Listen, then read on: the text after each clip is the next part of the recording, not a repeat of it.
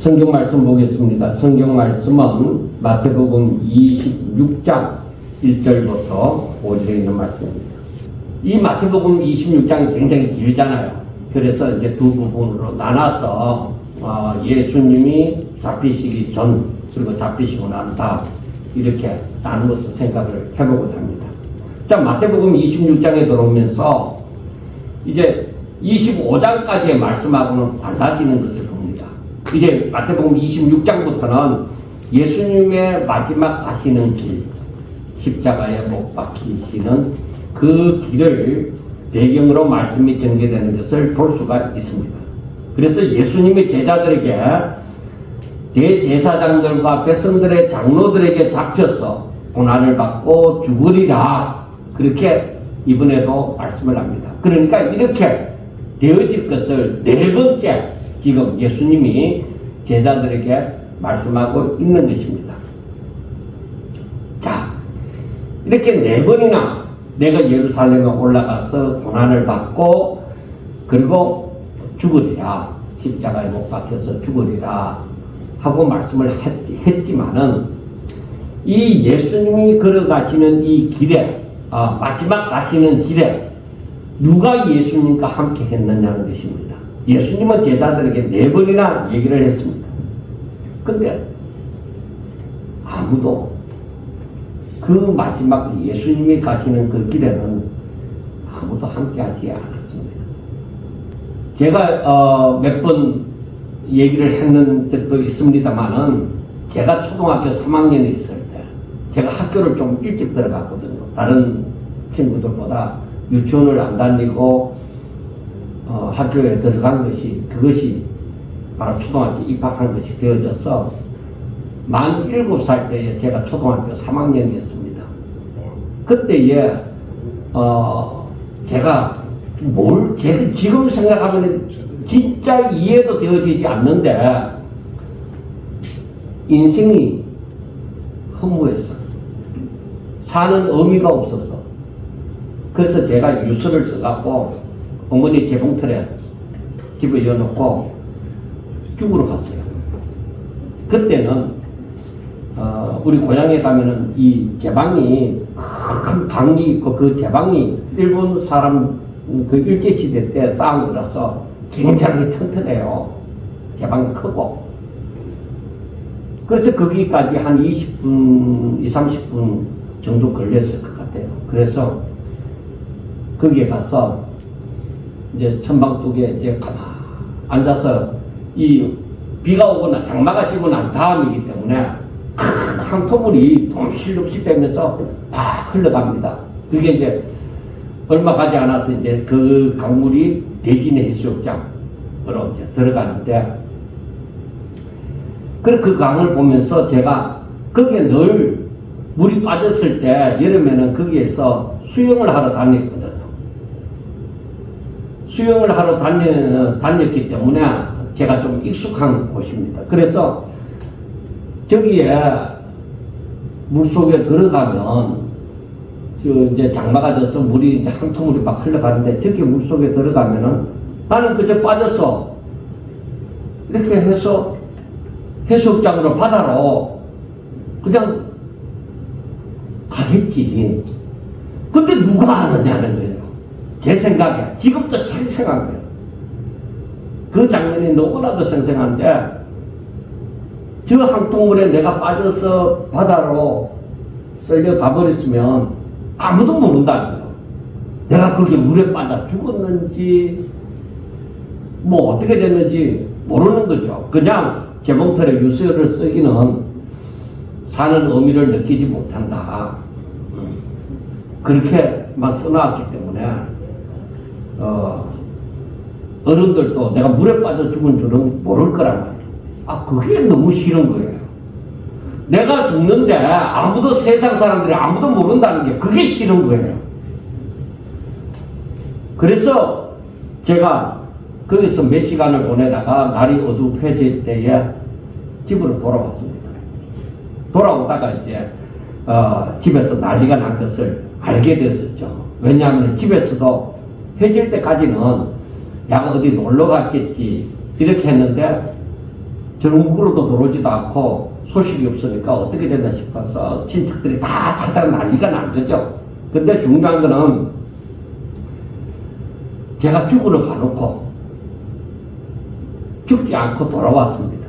그 이유가 내가 죽고 난 다음에 세상이 아무도 내 죽은 줄을 모른다는 겁니다. 그게 싫어서 제가 지금 생각해도 그래서 돌아온 것 같습니다. 그런데 예수님은 나하고 그 7살 먹은 애하고는 비교가 되지 않잖아요. 예수님은 3년이나 함께한 제자들도 있었고 예수님으로 말미암아 병고침을 받은 사람도 있었고 귀신 들리면서 해방된 사람도 있었고 이적을 보고 따르는 오병이 특별히 이 오병이의 기적을 보고 따르는 사람들도 많았잖아요. 그 전부 다 예수님을 초항하면서 산 사람들이 많다 이 말이에요. 그런데 예수님이 십자가에 못 박혀 가시는 그 길에는 아무도 예수님 곁에 없다는 것입니다. 저는 이 마태복음 26장을 보면서 전반부를 보면서 뭐 여러 가지 생각할 것도 많이 있지만은 이게 너무나도 크게 와닿는 거예요. 그래서 제가 이 마태복음 26장을 읽고 묵상하면서 생각한 것이 있습니다. 그래, 하나님 아버지의 뜻을 따라 사는 것은 나라는 존재를 생각하면 안 된다. 그러니까 제가 죽으러 갔을 때에 나라는 존재를 죽으면 그만인데, 죽으러 갔으면 죽으면 그만인데 뭘 다른 사람이 생각하고 생각해 주기를 바라느냐는 겁니다. 그걸 바라면 못 죽어요. 그런데 하나님의 일을 하는 데 있어서도 나라는 존재를 생각하면은 내 존재를 알리고자 하면은 누가 알아주기를 바란다면은 주의 못하는 거예요. 왜? 내가 이만한 일을 했는데 다른 사람이 안 알아주는 거예요. 아이 싫어, 나 안 해. 왜? 지금 아무도 하지 않는 이 일을 내가 지금 하고 있는데 사람들이 알아주지 않는다는 거예요. 그러니까 기분 나빠서 하기 싫다는 거죠.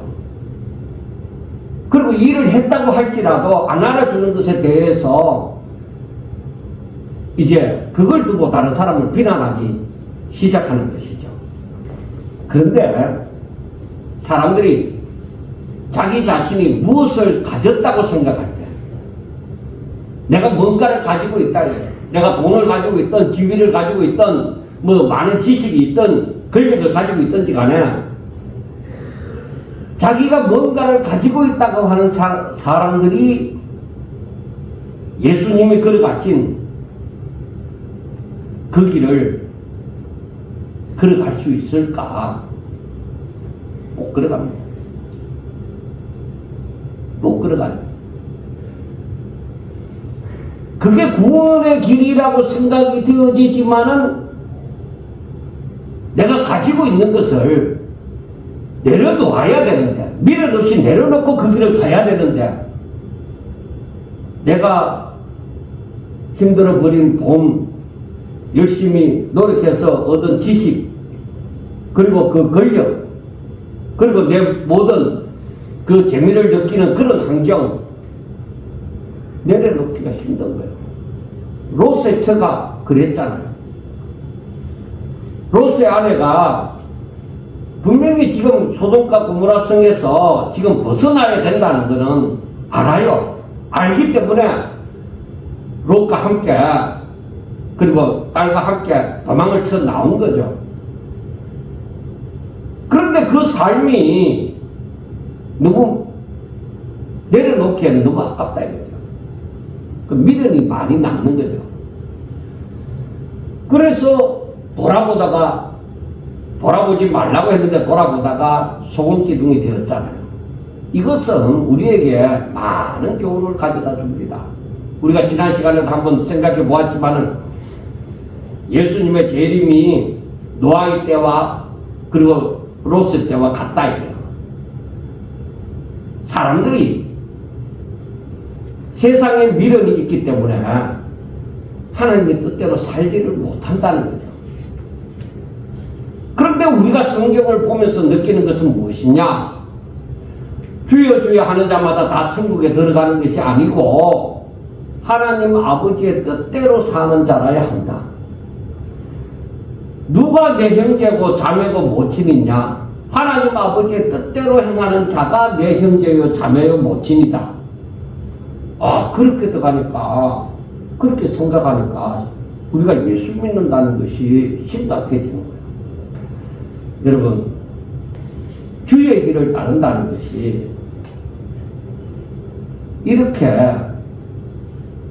힘이 들구나 하는 것을 알아야 돼요. 믿으면 돼. 믿으면 할 수 있어. 예, 맞습니다. 믿으면 할 수 있는데, 그런데 그 믿음이 내게서 들어왔다고 하더라도 내가 그 믿음으로만 살기에는 내가 세상에 미련이 너무 많다는 거죠. 그래서 롯의 아내처럼 마지막 순간에 내가 뭔가 가졌다고 생각하는 그것 때문에 하나님 아버지의 뜻대로 살지 못하는 것입니다. 예수님과 함께 하지 못하는 것입니다. 그래서 마태복음 26장에 보여주는 이 전반부에서 보여주는 것이 무엇이냐? 나중에 나오지만은 다 예수님을 떠났다는 거예요. 우리 사람들은 예수님처럼 살 수가 없어요. 그걸 알아야 돼요. 자, 지금 대사장들과 백성들의 장로들은 예수님을 잡아 죽이려고 지금 마지막 음모를 꾸몄습니다. 이걸 예수님이 다 알죠. 그래서 예수님은 겟세마네 동산 그 감람산에 올라갈 때에 제자들에게 얘기했습니다. 너희들이 나와 함께 깨어 있어서 기도하라. 내가 너무 힘들어서 심히 고민된다 하면서 기도하라고 얘기를 했습니다. 그런데 아무도 함께하지 못하고 다 잠들어 버렸죠. 그것도 3번이나. 여러분, 우리가 꼭 기억해야 되는 것이 하나님 아버지의 뜻대로 살아야 되는데 하나님 아버지의 뜻대로 사는 길은 철저하게 혼자라는 거예요. 철저하게 혼자다. 그 외로움을 느끼는 거예요. 나에게 도움을 받았던 사람이나 나의 혈육이나 나의 배우자도 있지만은 그들도 그 길에 함께하지 못하고 철저하게 혼자서 걸어가야 되는 거예요. 여러분들 한번 보세요. 사람들이 이렇게 함께 살아갈 때에 아내나 남편이 있고 자식도 있고 부모도 있고 형제도 있습니다. 그런데 마지막 가는 그 길은 뭐예요? 아무도 함께하지 않습니다. 철저하게 혼자입니다. 그건 무엇을 의미하는지 압니까? 우리가 그걸 보고도 인생을 배워야 돼요. 십자가의 길은 하나님 뜻대로 사는 그 길은 내 혼자다. 그게 십자가의 길이다.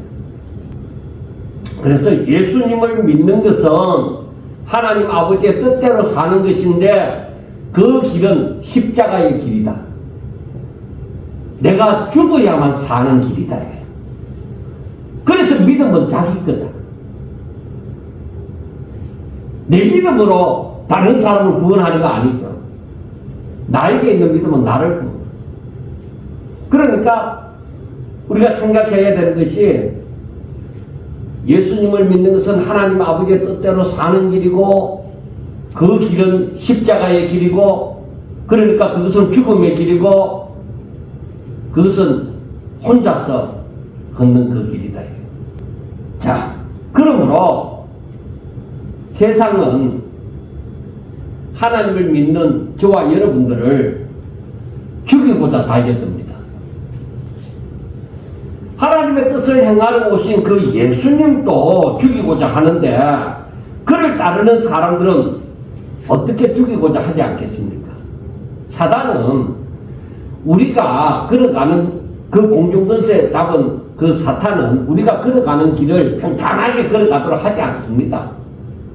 하나님 뜻대로 산다면 분명히 장애물이 우리 앞에 놓여져 있습니다. 그러나 우리는 그 믿음으로 장애물을 이겨내야 되는 것이죠. 자, 그래서 우리가 예수님을 살면서 예수님을 믿는다는 것 때문에 힘든 일이 닥치는 것은, 즉 고난이 닥치는 것은 아주 당연한 일로 알아야만 합니다. 내가 예수 믿기 때문에 모든 일이 다 풀렸지 않느냐? 그런데 고난은 없더냐? 한번 물어보세요. 만약에 자기가 고난을 느끼지 못했다고 하면 그 사람은 아직까지 이제 입문 단계에 있는 거예요. 이 고난을 느낀다는 것은 내가 믿음으로 살 때에 이 고난이 당연히 쫓아오는 거예요. 그래서 우리는 하나님 아버지의 뜻대로 산다는 것이 바로 예수님을 믿는 일인데, 하나님 아버지의 뜻대로 살아갈 때에 그것이 십자가의 길이고, 그것은 혼자서 걷는 길이고, 오직 하나님과 나만이 걷는 길이에요. 우리가 우리 죽음을 생각하면은 딱 그거예요. 죽을 때는 아무도 함께하지 않습니다. 그렇게 죽어야만 내가 살아나요. 그게 바로 십자가와 부활의 능력이라는 거예요.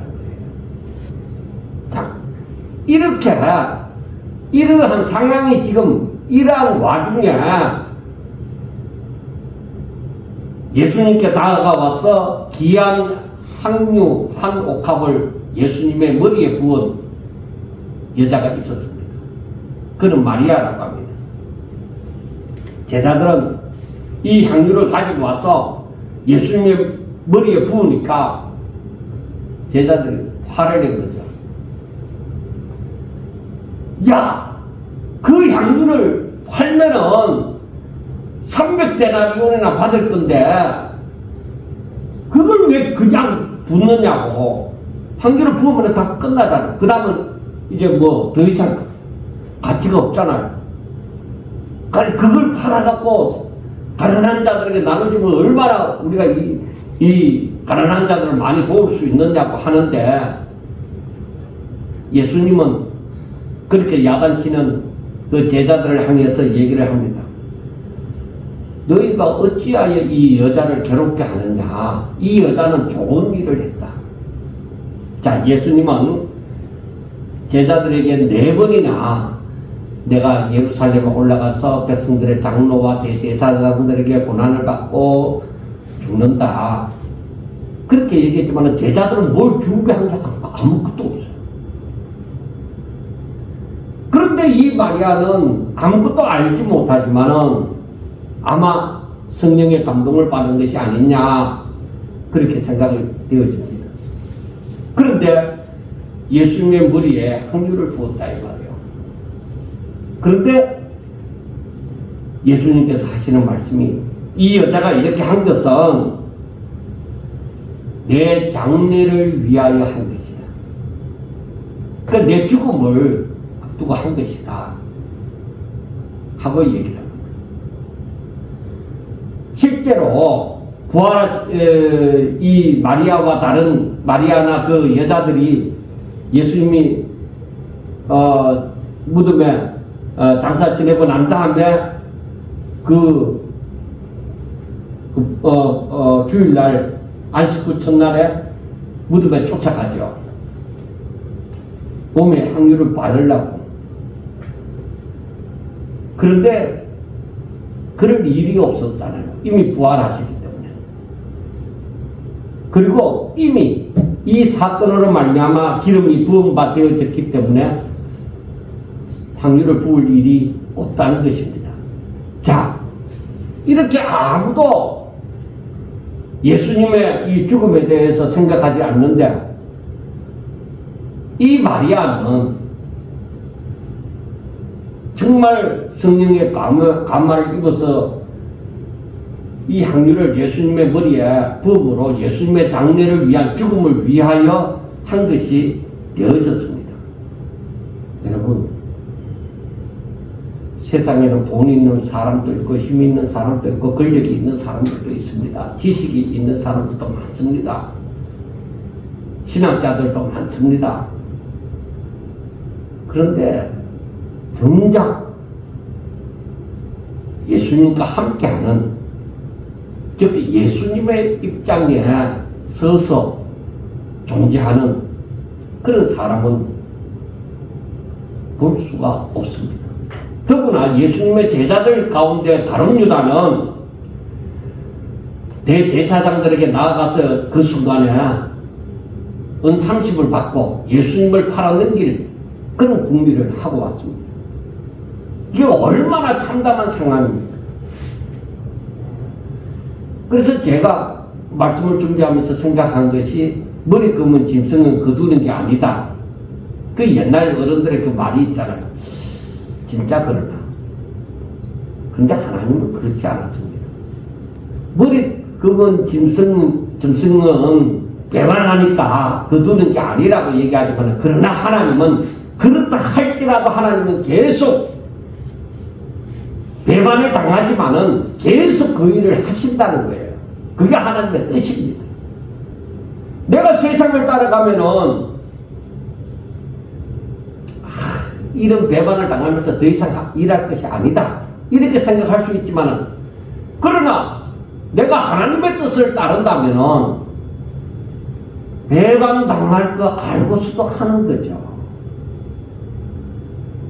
예수님이 제자들이 배반하리라는 걸 왜 몰랐겠어요? 알잖아요. 성경에 그 모든 쓰여진 게 전부 배반의 역사 아닙니까? 저들이 배반할지라도 하나님은 저들을 사랑하신다는 거예요. 그 하나님의 뜻을 우리는 깨달아야 돼요. 이처럼 제자들도, 특히 가룟 유다 같은 경우는 예수님을 팔아넘기려고 하고, 그리고 다른 제자들도 예수님의 그 입장에 아무도 서 있지 않습니다. 며칠 있지 않으면 예수님이 십자가에 못 박혀 죽으시는데, 지금 그 예수님의 입장에 서서 말하는 제자들 한 사람도 없습니다. 그렇지만은 예수님은 오직 하나님 아버지의 뜻대로 걸어갑니다. 드디어 무교절 첫날, 즉 유월절을 위하여서 어린 양을 잡는 날입니다. 그 유월절 만찬 석상에 둘러앉은 제자들을 향해서 예수님이 말씀을 하십니다. 내가 진실로 너희에게 이르노니 너희 중에 한 사람이 나를 팔리라. 너희 중에 한 사람이 나를 팔리라는 것입니다. 제자들은 이 말을 듣고서 모두 긴장이 되어져 있습니다. 모두가 주여 나는 아니지요 라고 얘기를 합니다. 그런데 그 가운데 가룟 유다도 뭐라고 하느냐, 가룟 유다도 하는 말이 랍비여 나는 아니지요 하고 아주 뻔뻔하게 말합니다. 그때에 예수님께서 말씀하기를 가룟 유다에게 뭐라고 얘기하느냐, 너가 말했잖냐, 너가 말하였다, 그렇게 얘기를 합니다. 그 얘기를 듣고서도 가룟 유다는 아이고 주님 내가 잘못했습니다 이러고 돌아왔으면 좋을 건데, 예수님이 너가 말했지 않느냐 그렇게 말하는데도 돌아설 줄을 모르는 거야. 회개할 줄 모르는 거야. 그리고 그 순간에, 그렇게 하는 그 순간에도 예수님은 성천하시고 난 다음에 그 기념해야 될 그 성만찬의 의미를 저들에게 설명을 해줍니다. 떡과 잔을 먹고 마시게 하면서 이것은 내 몸이라 그리고 제사함을 얻게 하려고 많은 사람을 위하여 흘리는 바 나의 피 곧 언약의 피니라 그렇게 말씀을 하셨습니다. 그 떡과 잔 승만찬할 때 떡과 잔을 두고서 그 의미를 얘기를 제자들에게 해주는 거죠. 십자가에 못 박혀 죽는 의미를 가르쳤습니다. 그리고 나중에 이걸 기념하라고 했습니다. 여러분, 왜 성만찬을 행함으로 이것을 기념하라고 하는지 압니까? 여러분, 이거 알아야 돼요. 우리가 성찬식을 해마다 하지만은, 자주 하지만은, 그 의미를 이렇게 말씀하시는 이걸 기념하라고 하는 그 의미를 알아야 돼요.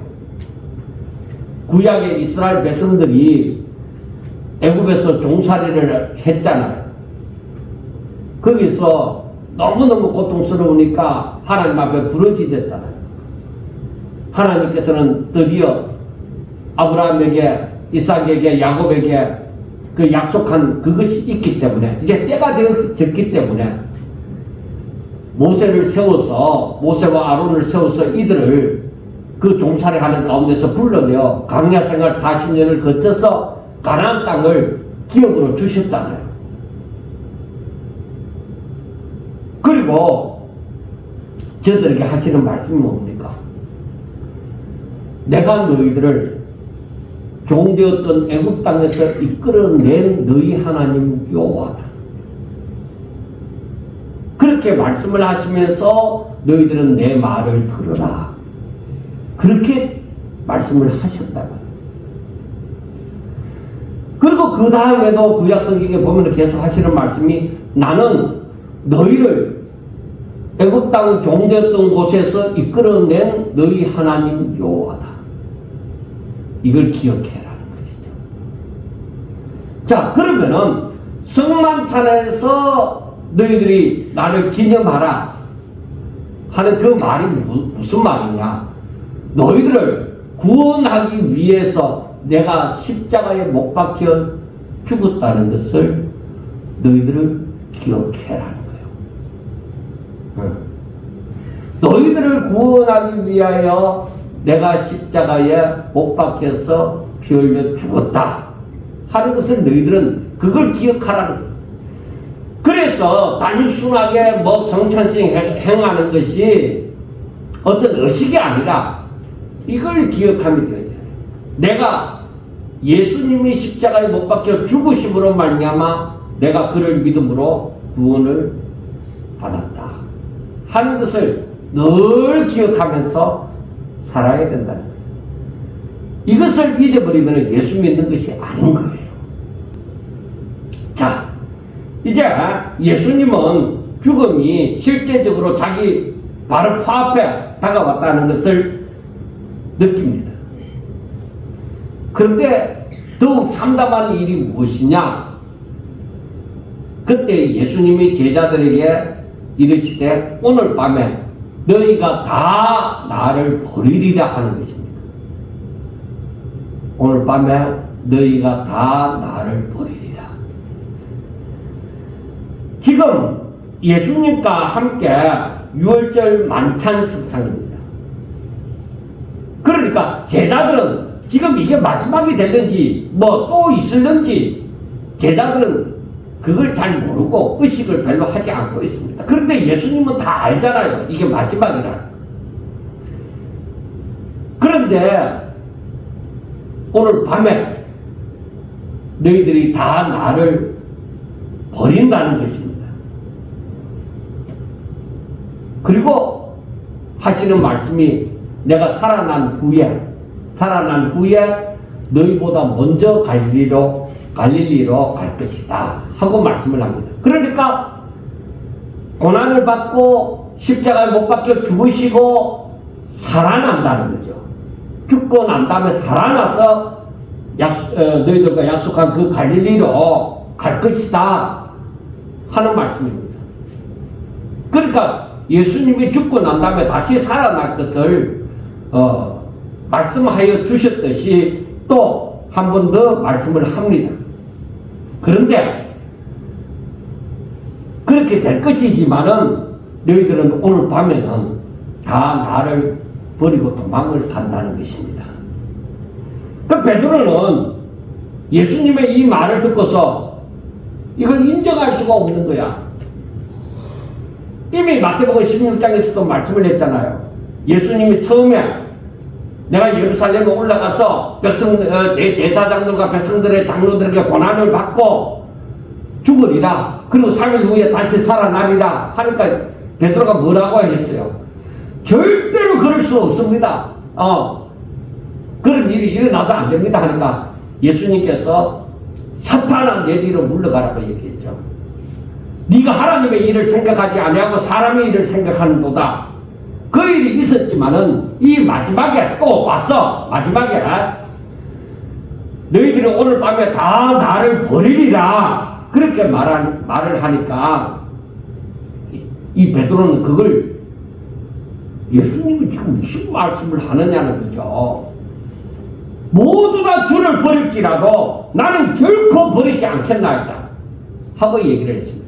베드로가 다 주를 버린다 하더라도 나는 결코 주님을 버리지 않습니다. 그리고 또 하는 말이 내가 주와 함께 죽을지언정 주님을 부인하지 않겠습니다. 그런데 예수님은 뭐라고 답을 하시느냐? 내가 진실로 너에게 이르노니 오늘 밤 닭 울기 전에 내가 3번 나를 부인하리라. 우리가 다 알고 있는 대로 정말 그런 일이 일어나잖아요. 정말 예수님이 걸어가시는 그 길이 철저하게 혼자라는 것을 우리는 생각해 볼 수가 있습니다. 예수님은 제자들과 함께 겟세마네 동산에 가서 제자들에게 하는 말이 내가 저기 가서 기도하고 올 동안에 너희들이 깨어서 나와 함께 좀 기도해라. 그렇게 얘기를 합니다. 왜? 내 마음이 매우 고민하여서 죽게 되었다. 너무 힘든다. 그래서 너희들도 여기 있으면서 나와 함께 깨어서 기도해라 하고 부탁을 한 거죠.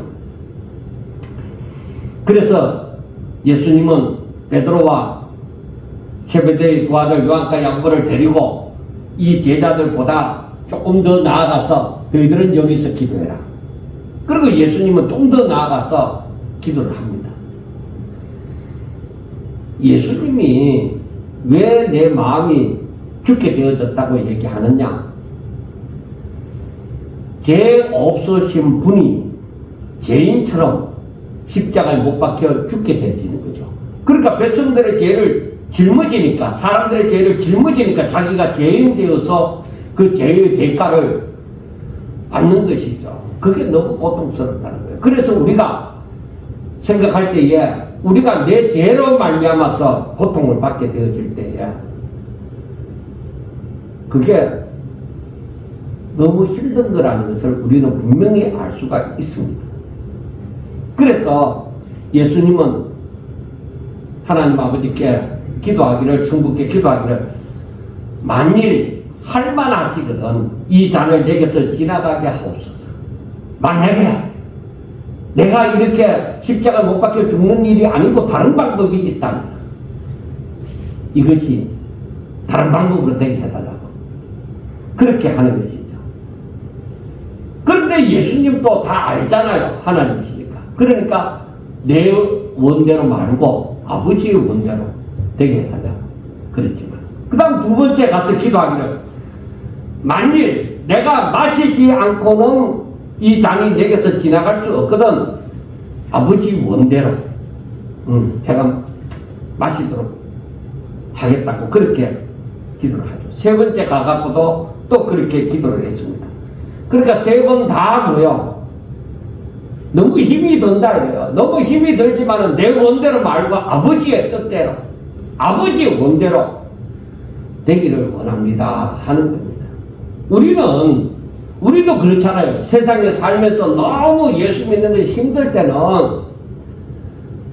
하나님, 이 고통이, 이 고난의 시간이 내게서 사라지게 해주세요. 모든 것이 순탄하게 되어져서 어려움은 겪지 않게 해주세요. 그렇게 우리가 왜 기도를 하지 않습니까? 기도를 하잖아요. 근데 우리가 마지막 기도도 해야죠. 나의 원대로 마옵시고 아버지의 원대로 되게 하옵소서. 내가 이 고난의 길을, 이 어려움을, 이 십자가를 내가 져야만 된다면 지게 해주세요 하고 기도를 해야 되죠. 마태복음 16장에서 자주 사용하는 그 구절이지만은 그 24절과 25절을 보면은 아무든지 나를 따라오려거든 자기를 부인하고 자기 십자가를 지고 주의 이름을 위하여서 자기 생명을 버리라고 하는 것이죠.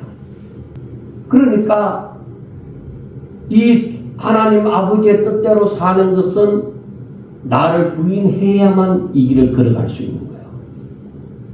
그리고 십자가를 져야만 이 길을 걸어갈 수 있는 거예요. 그러니까 나를 부인하고 내가 내 자신이 죽어져야만 이 길을 걸어갈 수 있다는 것이죠. 여러분, 그러니까 내가 주님 뜻대로 살기를 원합니다. 주의 뜻대로 되기를 원합니다 하는 사람들은 내가 살아서는 안 돼요. 내가 미국 하버드 대학 출신이다. 뭐 유명한 대학교의 박사다. 내가 세상에서 돈을 엄청 가진 사람이다. 그리고 내가 자랑할 것이 많은 사람이라고 해서 그 사람들이 주의 뜻대로 살기 쉬우냐? 어렵습니다. 그래서 부자가 천국 들어가기 힘든다고 하는 거예요. 왜? 나를 부인해야 되는데 내가 나를 부인하려고 하니까 이 돈은 어떻게 하지? 이 지식은 어떻게 하지? 이 권력은 어떻게 하지? 내가 누리는 이 모든 환경을 어떻게 하지? 그걸 두고서 십자가를 진다. 이건 힘들죠. 정말. 그래서 사도 바울이 뭐라고 해요? 나의 유익하던 모든 것을 다 배설물과 같이 얘기한 거예요. 아무것도 아닌 거죠. 내가 주를 얻기 위하여, 내가 주를 더 알기 위하여, 하나님을 더 알기 위하여 그렇게 한다는 거예요. 그래서 빌립보서 3장 10절에 보면 내가 그리스도와 부활의 권능과 그 고난의 참여함을 알고자 하여 그의 죽으심을 본받아 어떻게 했으든지 죽은 자 가운데서 부활에 이르려 하는. 여러분, 사도 바울의 세계가 있습니다. 그래, 사도 바울이 말하는 그 세계가 있습니다. 바울은 그래서 사람들에게 나를 본받으라고 얘기하잖아요. 우리가 그 길을 걸어가야 된단 말이에요. 그 바울만 걸어가는 것이 아니라 우리 모든 하나님을 믿는 자들이 그렇게 걸어가야 된다는 것이죠. 쉽게만 예수 믿는 것을 생각했다면 믿음은 자라지 않습니다. 하나님의 능력도 알지 못합니다. 그냥 편안하게 사는 것 이상은 모릅니다. 제가 가끔씩 밥을 먹으면서 옆에 있는 사람한테 얘기를 합니다. 내가 거기에 들어가고 싶은데, 그렇게 살고 싶은데 현실을 뛰어넘기가 너무 힘든다. 그 세계를 알기는 아는데 계속 그걸 누리면서 살아가기가 이 현실에서 부딪히는 게 너무 힘들다는 거예요. 그래서 뭐 돈 있다고 하는 사람, 뭐 권력을 가지고 있고 힘이 있다고 하는 사람 그렇게 부럽진 않아요. 그걸 알고 나니까. 예수님은 이제 겟세마네 동산에서 올라가 3번이나 기도하고 이제 내려와서 마지막으로 3번째 기도하고 내려와서 이제는 쉬어라고 얘기하죠. 그런데 예수님이 하시는 말씀이 너희들은 마음은 뭐냐? 원이다. 마음은 예수님을 따르고 싶은 마음이 있다 이거야. 예수님이 당부하신 대로 따르고 싶은 마음이 있지만은 육신이 약하다. 육신을 뛰어넘을 수 있는 그런 신앙이 있어야 된다 이거죠. 그 마음은 원하지만 육신이 약하도다. 그러므로 너희들이 시험에 들지 않도록 깨어서 기도하라 얘기를 합니다. 사랑하는 여러분, 이게 바로 우리가 이 세상에 살면서 가지고 있는 문제입니다. 누구나 다 이해할 수 있는 문제입니다. 그걸 우리 모두가 갖고 있어요. 제가 앞에서 7살 때 제 얘기를 했지만은 자신이 아무도 모르게 죽는다는 것이 싫었다고 얘기했잖아요. 나라는 존재를 누군가가 기억했으면 좋겠고, 누군가가 좀 알아줬으면 좋겠는데, 아무도 모르게 죽는다는 것이 힘들었다는 것이죠. 오늘날 우리가 무슨 이유를 핑계를 대든지 자신의 존재를 생각하다 보니까 하나님의 뜻대로 살지 못하는 거예요. 하나님의 뜻대로 산다는 것은 자기를 부인하고 자기 십자가를 짊어지고 주의 이름으로 내 자신을 온전히 제물로 드리는 것인데 그게 힘든 거예요. 우리는 육신을 가지고 이 세상에 속하여 있다 보니까 이걸 극복해내기가 힘든다는 거예요. 그래서 의인은 믿음으로 산다는 거예요. 믿음이 아니고서는 그 일이 일어나지 않습니다. 내가 나를 생각하면 절대로 하나님 아버지 뜻대로 살지 못합니다. 나를 생각하는 그 삶은 믿음이 아닙니다. 롯의 처와 같은 것입니다. 예수님이 걸어가신 그 길을 예수님과 함께 걸어가지 못하는 자의 형편이나 우리의 그 모습, 나를 생각하면서 살아가는 내 모습이나 똑같아요. 분명히 자신이 걸어가야만 되는 길인데 그 길로 가기 싫다는 거예요. 나 힘든 거 싫고 가난한 거 싫고 병든 거 싫고 사람들한테 기주고 사는 것도 싫고 다 싫다. 그게 싫으니까 천국에서 큰 자가 어떤 자냐?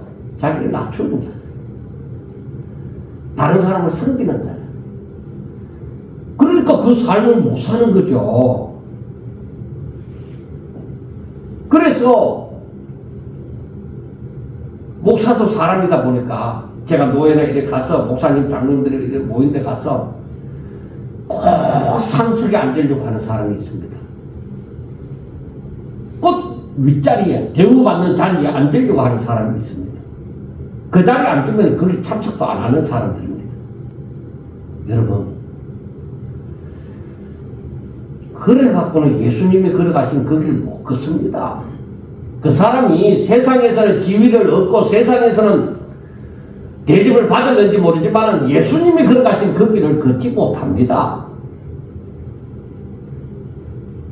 내가 나를 생각하면 예수님을 따라 예수님이 걸어가신 그 길을 걷는다는 것은 있을 수가 없습니다. 우리가 생각하셔야 돼요. 예수님은 우리를 보고 너희들 나를 따르라고 얘기합니다. 사도 바울도 나를 본받으라고 얘기합니다. 나와 같이 주님이 걸어가신 그 길을 걸어가자. 그렇게 얘기합니다. 그런데 오늘날 그런 사람을 찾아보기 힘든다는 것이죠. 그래서 예수님이 재림하실 때에 그런 사람을 보겠느냐고 하는 것입니다. 그래서 그래 정말 믿음으로 사는 그 삶이 힘들구나. 나를 생각할 것 같으면 나는 그래 못 산다. 내가 이 땅에 사는 것은 나의 존재를 알리기 위해서 사는 것이 아니라 하나님 아버지의 뜻대로 살기 위함이다. 그래서 하나님의 뜻이 이루어지기 위하고 하나님의 그 영광을 위해서 사는 것이다. 내가 이것을 목표를 완전히 바꾸지 않고서는 나를 생각하는 것이 하나님을 생각하는 것으로 바뀌어지지 않고서는 신앙생활이 똑바로 한다고 볼 수가 없는 거예요. 여러분, 그렇게 살지 않으니까 시험이 닥치는 거예요. 그래서 이 성경의 역사를 쭉 살펴보면은 계속 하나님께서 사람들을 바로 살아가도록, 하나님 뜻대로 살아가도록 계속 교훈하고 있습니다. 예수님의 제자 중 한 사람인 그 가룟 유다는 대제사장들과 백성들의 장로들이 보낸 그 자들과 함께 이제 예수님 앞에 나타났습니다. 그래서 예수님을 붙들어서 갑니다. 그때 예수님은 가룟 유다에 대해서 뭐라고 얘기했습니까? 나는 내 길을 가지만은 잡혀가든지 어떻게 하든지 나는 십자가의 길을 걸어가지만은 너는 차라리 태어나지 않았으면 좋았을 거다.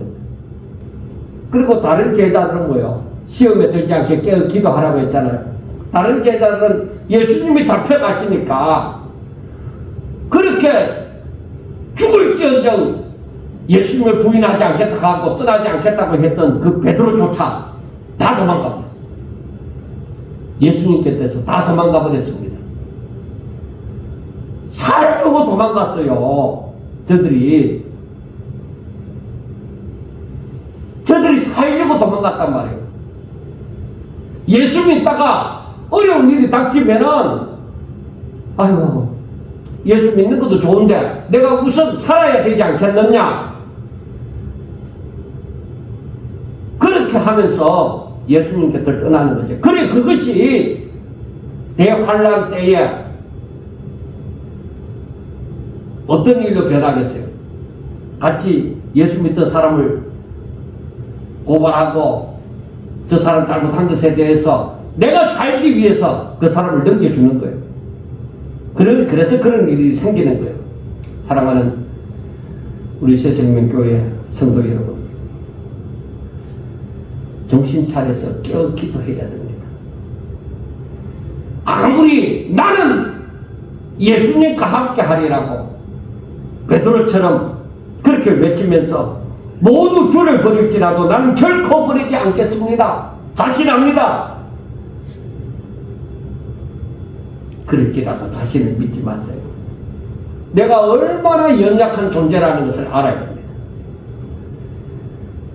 3년이나 함께한 제자들도 제자들 가운데 한 사람은 스승을 팔아넘기고 다른 제자들은 다 스승을 버리고 다 도망을 가버렸습니다. 내가 바로 도망가는 자 중에 한 사람이 될 수 있다는 것을 알고서 자신을 돌아보셔야 합니다. 내가 진정 나를 생각하는 삶을 사느냐 아니면 하나님을 생각하는 삶을 사느냐는 것입니다. 진정 내가 성령을 받은 자로서 마지막 순간까지 주와 함께하는 성도가 될 것인가 하는 것을 생각해 보셔야만 합니다. 사랑하는 여러분, 내가 주를 버리지 않고 사도 바울처럼 예수님이 걸어가신 그 길을 걷는 것은 내 힘으로 신앙생활을 하려고 하면 안 됩니다.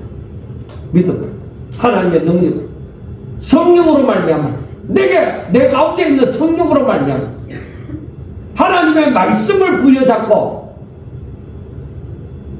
내가 살아야 그 길을 걸어갈 수 있습니다.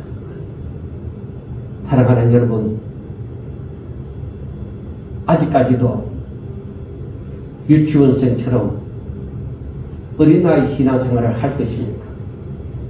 아니면은 성숙한 신앙생활,